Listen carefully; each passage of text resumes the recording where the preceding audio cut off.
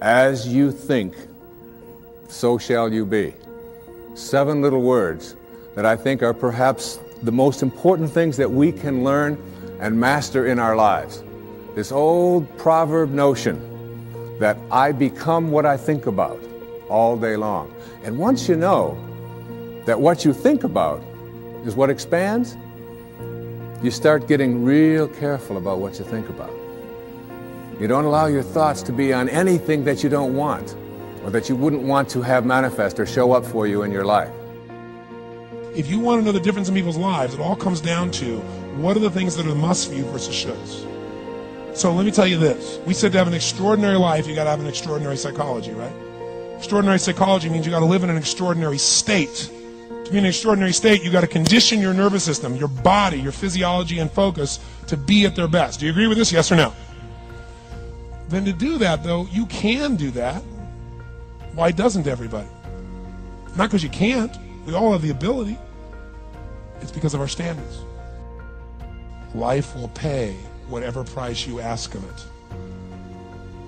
But you know what's interesting? You got to ask intelligently. In the Bible it says, ask and you shall what?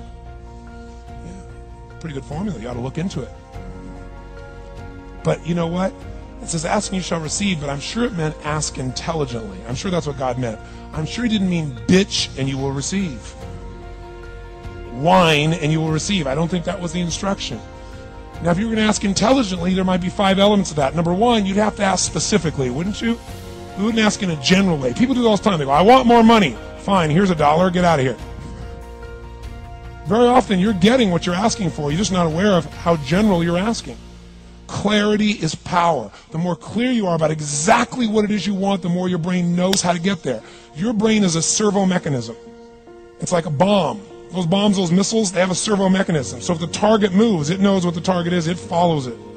Your brain, when you condition it, knows exactly what to go for and it'll find a way to get there. Here's the second way to ask. Ask with faith. Faith is the childish part. It means believe you can get what you want like a child, not an adult. Many adults are too skeptical. They've lost that wonderful childlike faith and trust. Don't let that happen to you. Believe in, have faith in yourself and your goals. And get excited like a child. Childlike enthusiasm. Nothing can beat it. Kids think they can do anything. How exciting. They hate to go to bed at night and can't wait to get up in the morning. Develop that kind of enthusiasm toward your life and your goals. And be curious like a child.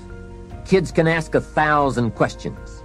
Just when you think they're finished, they come up with 1,000 more. They'll drive you to the brink. But it's really a virtue. Have plenty of curiosity. Ask questions. That's how you learn. Have a mind that is open to everything and attached to nothing.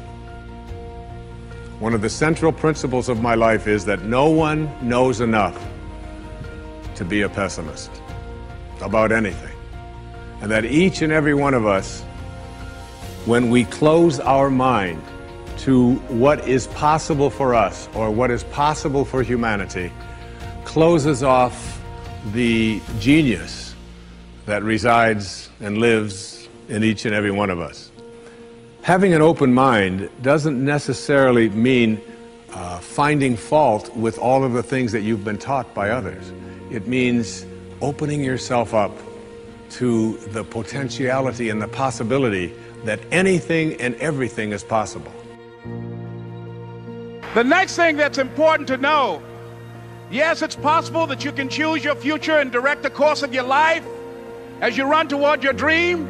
It's necessary that you have goals, that you write those goals down, that you plan, that you think constantly of how you can begin to improve what it is that you're doing. If it's your presentations, if it's your recruiting skills, whatever that is, it's also necessary that you look for ways to always find a way to pull it out when everybody else thinks that you are defeated. That you've got to take personal responsibility to know that in order to become successful, you've got to make it your personal business to do it.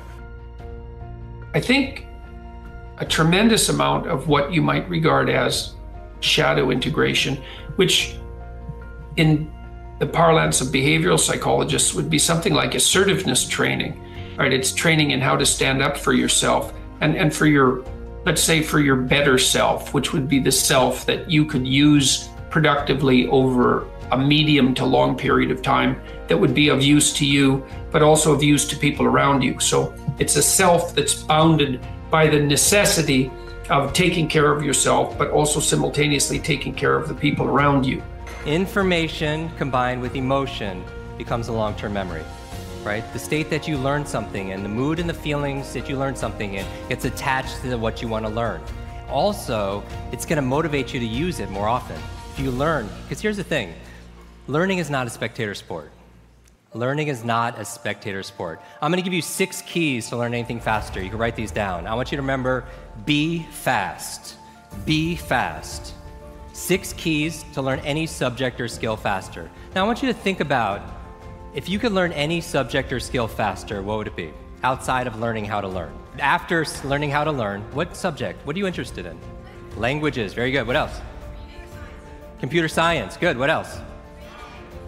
Good. I mean, so whether it's martial arts or it's Mandarin, whether it's music or marketing, there are subjects that we're interested in, right? And we live in this expert economy and we want to be knowledgeable about things because knowledge is not only power, knowledge is profit, right? And so how do you access those things? So I want you to remember, be fast, and just 6 quick tips on how to just sensitize you. Now, every single one of these things you're going to understand because you're studied.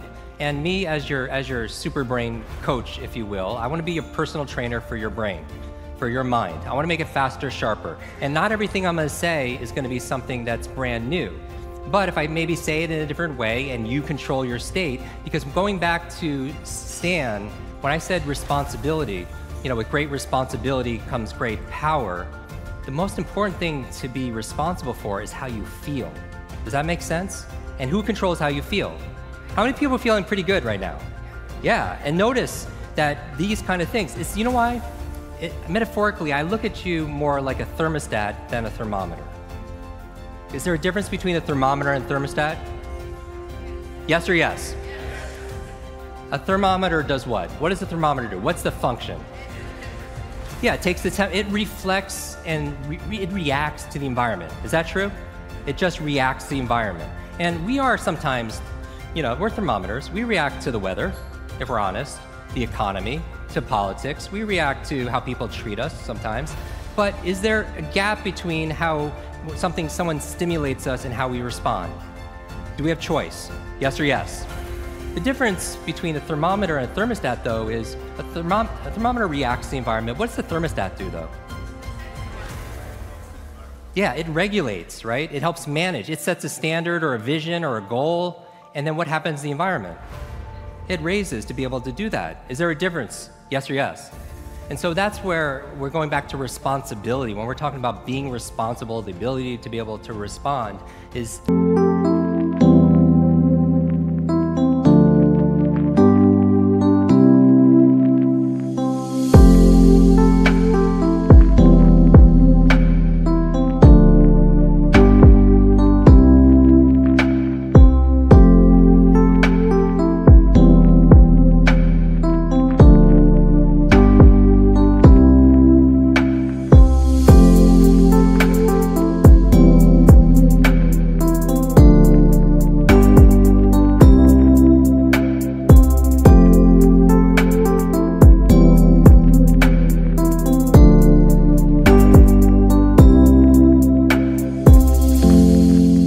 how you feel about things and also how you focus on things.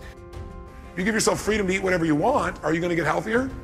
No, so in that environment, you need to create a pain-pleasure response. In a relationship, you want less of those. Remember the story I told you yesterday about the quintuplets?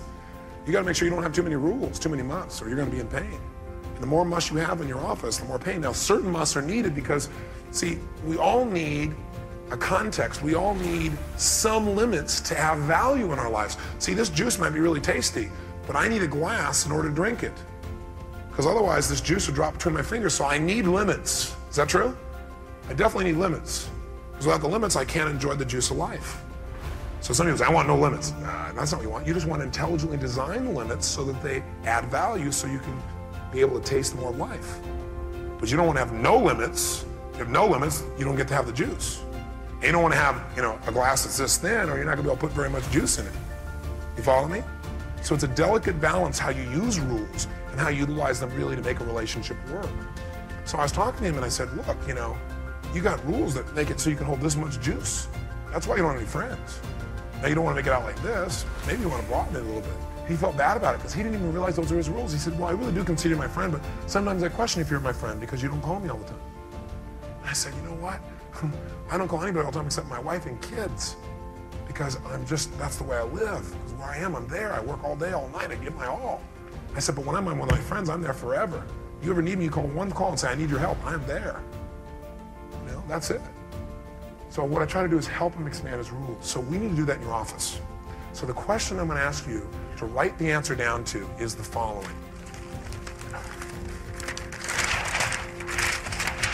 By the way, I put up here again, the more you know about the people you care about, the more you know about the people you care about, the fewer upsets you'll experience.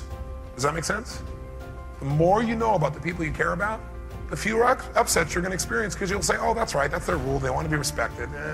I don't like that so much, but that's their rule, and I want to respect it, just like I want them to respect my rules. So, I'm going to work not to raise my voice with them. Not because I have to, but because I want to, because I care about them. And I want them to respect one of my rules, which is not theirs. And they don't want to do that, but they will for me. They'll do it as a favor to me, just like I'll do it as a favor to them. Not because I have to, because I will.